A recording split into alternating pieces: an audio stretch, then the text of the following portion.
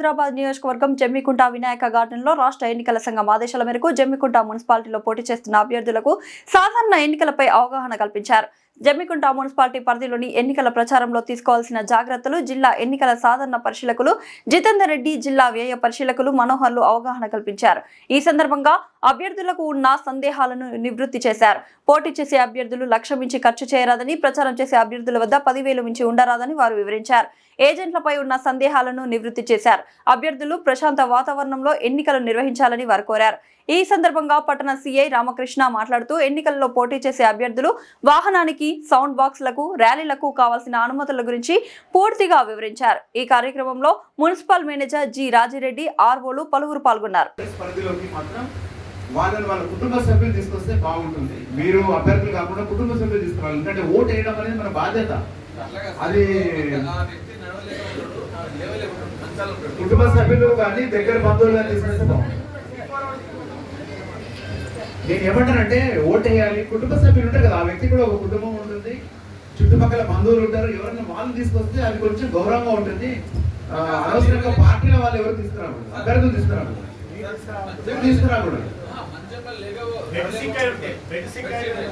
బెడ్సిక్ అయినా వాడికి ప్రొవిజన్ ఉంది. 60 సంవత్సరాలు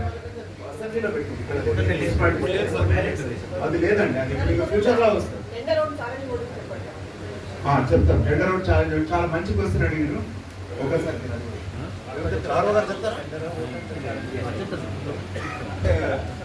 ఇక్కడ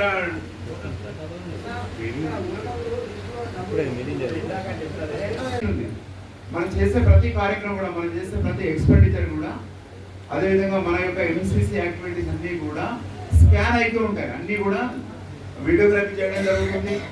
తర్వాత ఎవిడెన్సెస్ అన్ని ఎస్టాబ్లిష్ చేసుకోవడం జరుగుతుంది. కాబట్టి ఏవైనా వైలేషన్స్ ఉంటే అవి ఎలక్షన్ అయిన తర్వాత అవన్నీ కూడా ఎలక్షన్ కమిషన్ ప్రతి అభ్యర్థి యొక్క వివరాలన్నీ కూడా సేకరించడం జరుగుతుంది. ఎక్స్పెండిచర్ పర్టికులర్స్ కానివ్వండి, ఎంసీసీ వైలేషన్స్ కానివ్వండి, వాటికి సంబంధించి వాళ్ళు చర్యలు తీసుకున్న తర్వాత నెక్స్ట్ రాబోయే ఎలక్షన్స్లో ఒక మున్సిపాలిటీ కాదు, మీరు జనరల్ ఎలక్షన్స్లో కూడా మళ్ళీ పోటీ చేయాలనుకున్నప్పుడు అది కొంచెం మీకు అనర్హతగా కొంత ఇబ్బందిగా ఉంటుంది. కాబట్టి ఎవరు కూడా ప్రజా జీవితంలో ఉండాలని వచ్చారు. మీరు ఒక వన్ టైం ప్రజా జీవితంలో ఉండాలని రాలేదు. ఇవాళ ఒక కౌన్సిలర్గా మీరు పోటీ చేయడం ద్వారా మీ ప్రజా జీవితాన్ని స్టార్ట్ చేస్తున్నారు. ఇది కంటిన్యూ ఉండాలి. ఎందుకంటే ఏదైనా రాజకీయమైనా కూడా ఒక 5 సంవత్సరాల కోసమే రాము. రాజకీయాల్లో మనకు సేవ చేయాలన్న ఆలోచన ఉన్నప్పుడు, మనం సమాజానికి మంచి చేయాలన్న ఆలోచన ఉన్నప్పుడు, కనీసం 25 సంవత్సరాలు ప్రజా జీవితంలో ఉండాలని వచ్చినప్పుడు మనం ఇవన్నీ తప్పులు ఏం చేయకూడదు. ఎందుకంటే చాలా పెద్ద ప్రజా జీవితం, పెద్ద అవకాశాలు కూడా రావచ్చు. ఇవాళ కౌన్సిలర్గా ఉన్న వాళ్ళు కౌన్సిలర్గానే ఉండరు. రేపు మీరు ఇంకా వేరే వేరే మంచి మంచి పొజిషన్స్లోకి, మంచి మంచి పదవులు అలంకరించడానికి, పదవులు మీకు ఆయోచితంగా రావడానికి కూడా అవకాశం ఉంటుంది. మీరు చేసే సర్వీస్కు ఎప్పుడో చోట రివార్డ్ వస్తుంది. కాబట్టి మనం ఎథికల్గా, నైతికంగా ఉండాలి. ఎలక్షన్స్లో ఏదైతే కోడ్ ఆఫ్ కండక్ట్ ఉందో, మోడల్ కోడ్ ఆఫ్ కండక్ట్ ఉందో దాన్ని తూచా తప్పకుండా పాటించాలి. మనకు ఎన్నికల నిబంధనలు ఏవైతే ఉన్నాయో అవన్నింటినీ కూడా మనము ఖచ్చితంగా అతిక్రమించకుండా పనిచేసుకుంటే గెలుపోవడంల గురించి మీరు ఆలోచించండి. గెలవడం, ఓడడం అనేది సహజం ఎక్కడైనా కూడా. ఈరోజు ఓడిపోవచ్చు, రేపు మరోసారి గెలవచ్చు. ప్రజా జీవితంలో ఉండాలనుకున్నప్పుడు ఇంకా ఎక్కువగా, అంటే సాధారణ పౌరుల కంటే ఎక్కువ ఎథికల్గా మనం పనిచేయాల్సి ఉంటుంది. చాలా జాగ్రత్తలు తీసుకోవాల్సి ఉంటుంది. నైతికంగా మనం ఇంకా ముందుంటేనే మనం సమాజంలో ఏదైనా ముందుంటామో ఇంకా ఆదర్శంగా మనకు పనిచేయడానికి అవకాశం. వాళ్ళందరూ కూడా ఎలక్షన్ సింబల్స్ అలాగే బ్యాలెట్ పేపర్ ప్రింటింగ్లో బిజీ ఉన్నారు. కాబట్టి నేనే స్వయంగా మీకు కొన్ని వివరాన్ని చెప్తాను. కొంచెం జాగ్రత్తగా వినండి. ఎందుకంటే ముఖ్యంగా మీకు చెప్పాల్సిన విషయం ఏంటంటే, ఎవరైతే ఈ 45 రోజుల లోపల కనుక వివరాన్ని సమర్పించారో వాళ్ళు డిస్క్వాలిఫై అవుతారు. మీరు గెలిచినా సరే మీ గెలుపు అనేది చెల్లకుండా ఉండిపోతుంది. కాబట్టి ఖచ్చితంగా మీరు మీ వివరాన్ని సమర్పించాల్సి ఉంటుంది. సో ఎలా సమర్పించాలి ఏంటి అనేది ఒక అంశం మీకు క్లియర్గా చెప్తాను నేను. దీనికోసం మీ అందరూ కూడా ఒక ప్రత్యేకమైన స్పెషల్ బ్యాంక్ అకౌంట్ ఓపెన్ చేసి ఉంటారు అనుకుంటున్నాను. మీకు నామినేషన్ వేసే ముందు చెప్పి ఉంటారు అందరు కూడా.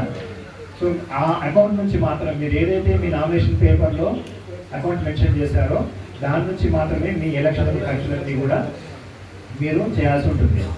మీరు ఎంత పెట్టచ్చు మీకు ఐడియా ఉందా?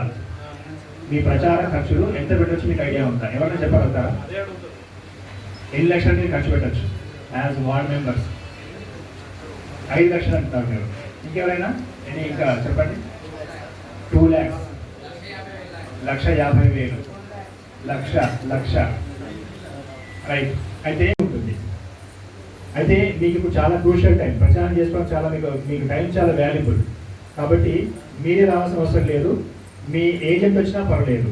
బట్ కనీసం 2 సార్లు అయినా కూడా 6వ తేదీ 8వ తేదీ మేము అనుకుంటున్నా 6th and 8th రోజు ఇక్కడ జమ్మికుంట మన మున్సిపాలిటీలోనే ఏఓ గారు ఉంటారు.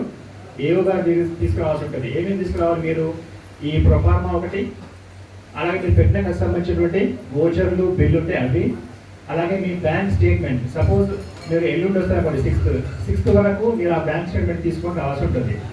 8th రోజు అయితే 8th వరకు బ్యాంక్ స్టేట్మెంట్ తీసుకొని రావాల్సి ఉంటుంది.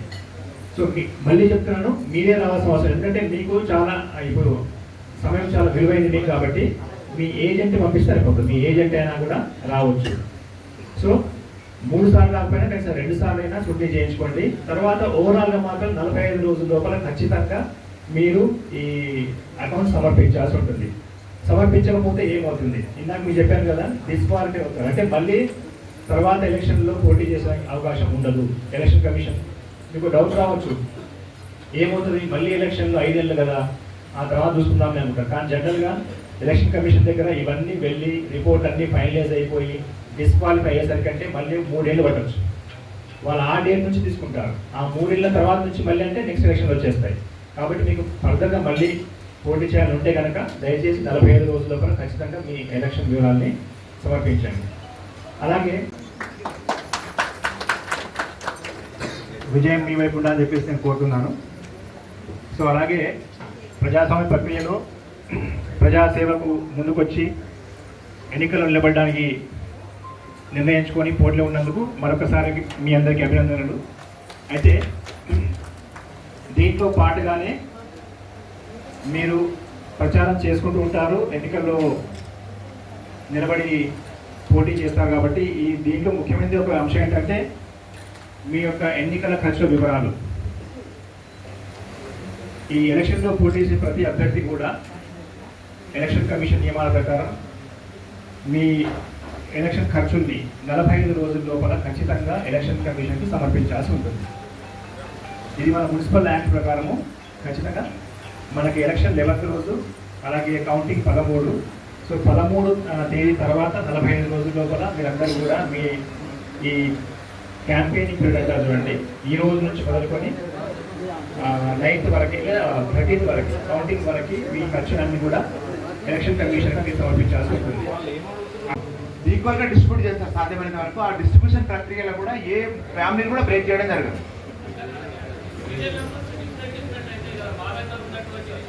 మీకు కూడా మార్కెట్ కాపీ ఇవ్వడం జరుగుతుంది. అదే మేము ఏదైతే కాపీ మా దగ్గర ఉంటుందో మీకు అట్లాంటి కాపీ ఇవ్వడం జరుగుతుంది, మార్కెట్ కాపీ ఇవ్వడం జరుగుతుంది. దాంట్లో చాలా స్పష్టంగా పోస్టల్ బ్యాలెట్ కానీ ఇతర వివరాలు కూడా అందులో ఇన్కార్పొరేట్ చేసి ఉంటుంది.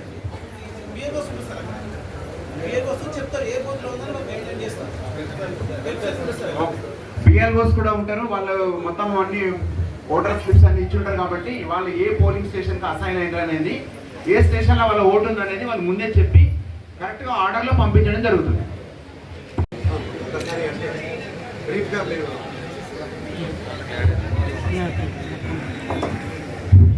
అందరికీ నమస్కారం.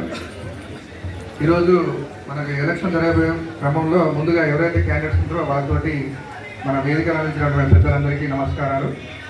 ముఖ్యంగా మనకి ఎలక్షన్స్ రాబోతున్నాయి కాబట్టి దాని గురించి పోలీస్ యొక్క పాత్ర ఏంది, మీరు ఏ విధంగా ఉండాలి, ఎలా చేసుకోవాలి దాని గురించి మనం చర్చడం జరుగుతుంది. ముఖ్యంగా మీరు ఏదైతే ఉన్నాయో, సపోజ్ ఇప్పుడు వెహికల్ క్యాన్వసింగ్ చేసుకోవాలంటే అది మున్సిపల్ కమిషనర్ గారికి లెటర్ పెట్టుకోవాలి. ప్రాపర్ ఛానల్గా మా దగ్గర పోలీస్ దగ్గరికి వచ్చేసి మీరు రికమెండేషన్ తోటి రాయించుకోవాలి.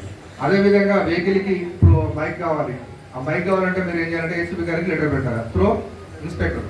నేను దాని మీద రికమెండ్ చేసి పంపిస్తాను. ఆ టైమింగ్స్ కూడా ఉంటాయి, ఆ టైమింగ్స్ ప్రకారం అనుకోవాలి. ఎవరైతే వెహికల్కి పర్మిషన్ లేకుండా క్యాన్వసింగ్ చేస్తే వారిపైన మన చట్టపరమైన చర్యలు ఉంటాయి. అందరూ కూడా ఇది మీరు అబ్జర్వ్ చేయాలి. అదేవిధంగా మీరు ఏదైతే ఉన్నారో ఇంకా విఐపీస్ కానీ ఎవరైనా వచ్చినప్పుడు ర్యాలీలు కానీ ఏమైనా మీటింగ్ కానీ ఏమైనా చేయాలనుకుంటా కూడా దానికి కూడా ప్రత్యేకంగా మీరు 100%గా మీరు పర్మిషన్ తీసుకోవాలి. అది ఎవరి ద్వారా అంటే ఇన్స్పెక్టర్ త్రూ ఏసీపీ గారి దగ్గర నుంచి మీరు ప్రొసీడింగ్ లెటర్ తీసుకోవాలి. అది తీసుకున్న తర్వాతనే మీరు ఎక్కడైతే ర్యాలీ కానీ మీటింగ్ కానీ చేయాలనుకుంటే దాని ప్రకారం మీరు నడుచుకోవాల్సి ఉంటుంది. అదేవిధంగా మీరు ఏదైతే ఈ సంబంధించినటువంటి అధికారుల యొక్క ఉత్తర్వులు లేకుండా మీరు ఎవరు కూడా ర్యాలీ కానీ క్యాన్వాసింగ్ కానీ ఏది కూడా చేయకూడదు.